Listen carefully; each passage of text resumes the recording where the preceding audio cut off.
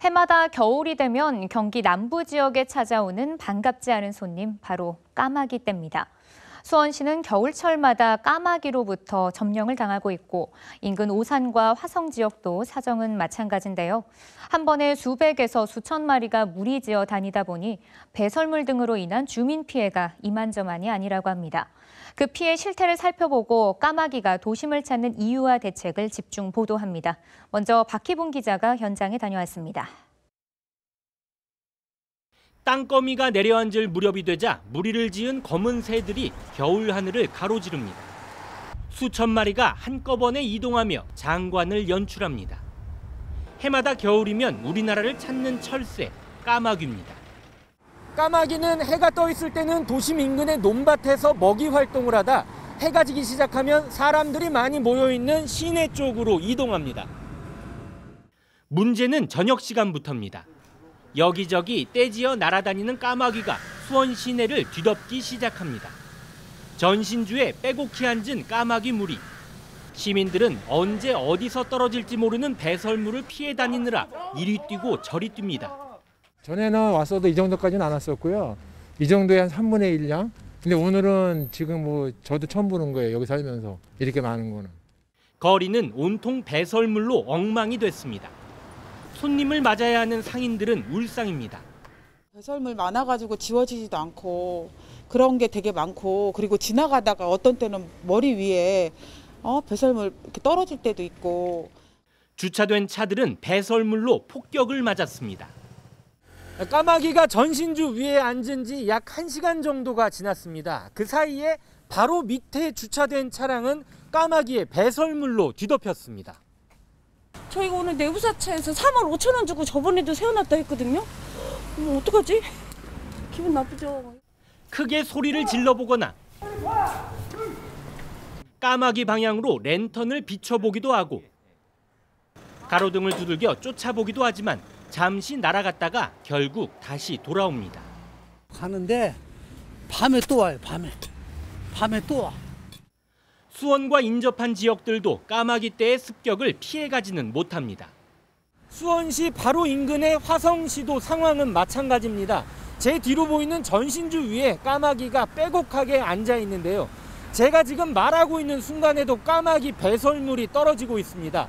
이곳 역시 주민들이 겪고 있는 피해는 이만저만이 아닙니다.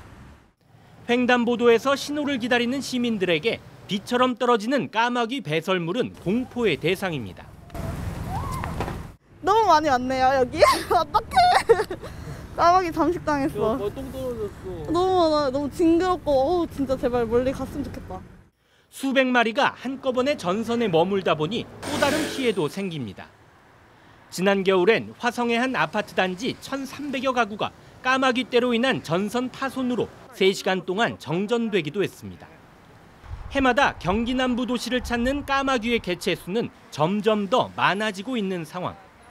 해충을 잡아먹는 익조 까마귀가 겨울철 시민들에겐 결코 반갑지 않은 불청객이 되고 있습니다. BTV 뉴스 박희봉입니다.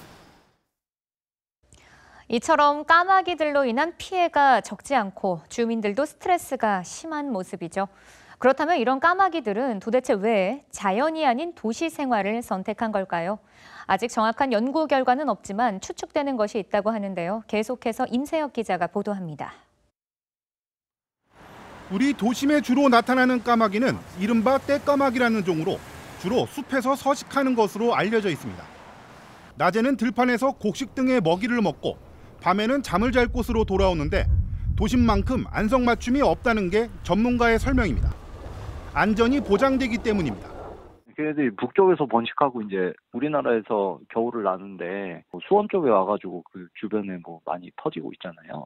걔네들이 일단 도시 쪽에서 잠자러 거기 가는데 도시 쪽이 걔네들 입장에서는 좀 안전하거든요. 포식자도 없고. 하지만 의문이 드는 점이 있습니다. 경기도 내에도 많고 많은 도심 중에 왜 하필 수원과 오산, 화성에 유독 많이 모여드는 걸까요? 알아보니 원인으로 추측되는 것이 있었습니다. 아직 정확한 연구 결과가 없는 만큼 단정 지을 수는 없지만 환경적인 면과 무관하지 않을 것으로 전문가들은 보고 있습니다. 수원과 화성, 오산은 광교 신도시와 망포 신도시, 동탄 신도시와 향남 신도시, 그리고 세교 신도시 등 급격한 도시 개발이 많이 이루어진 곳이라는 겁니다. 당연하게도 들판과 농경지, 숲이 사라지면서 서식지에서 내몰린 까마귀들이 도심으로 몰려든 게 아니냐는 주장입니다.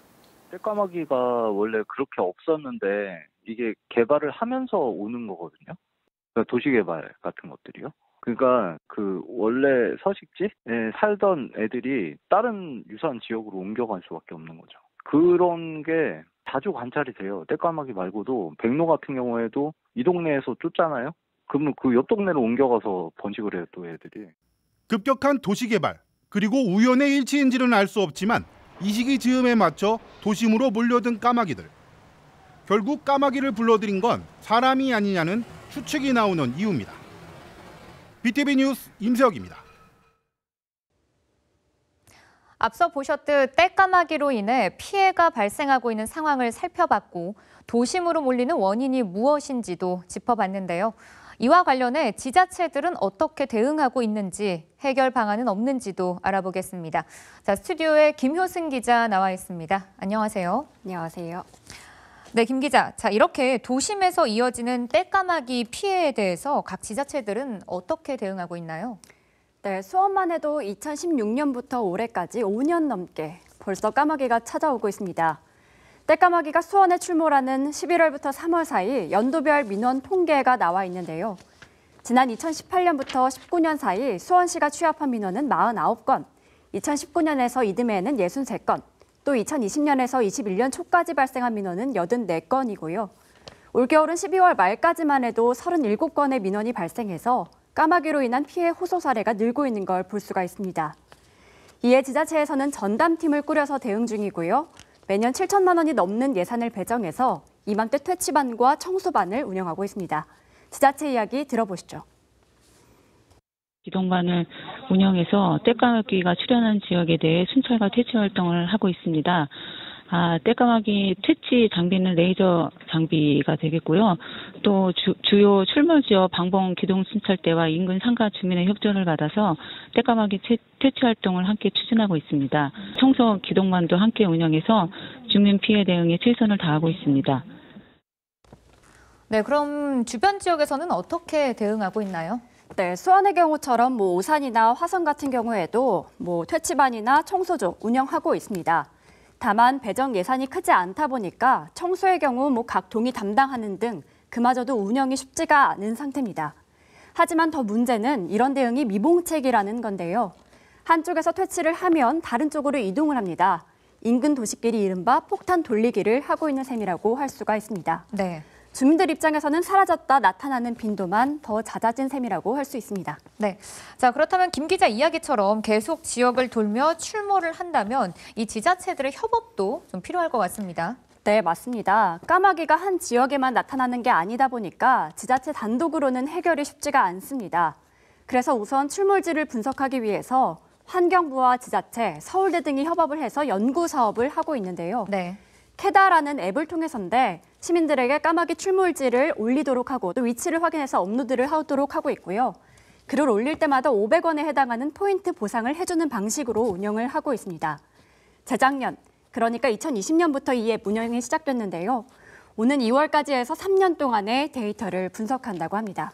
네, 좀 도움이 될 만한 앱인 것 같습니다. 하지만 이런 조사는 현상에 대한 자료 수집 정도잖아요.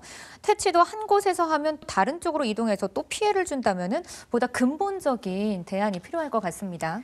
네, 맞습니다. 우선 현재 지자체에서 퇴치용으로 사용하는 레이저 같은 경우에는 큰 효과를 보기가 어렵습니다. 잠깐 옆 장소로 이동을 했다가 다시 돌아오거나 또 레이저 빛에 익숙해질 수 있기 때문인데요.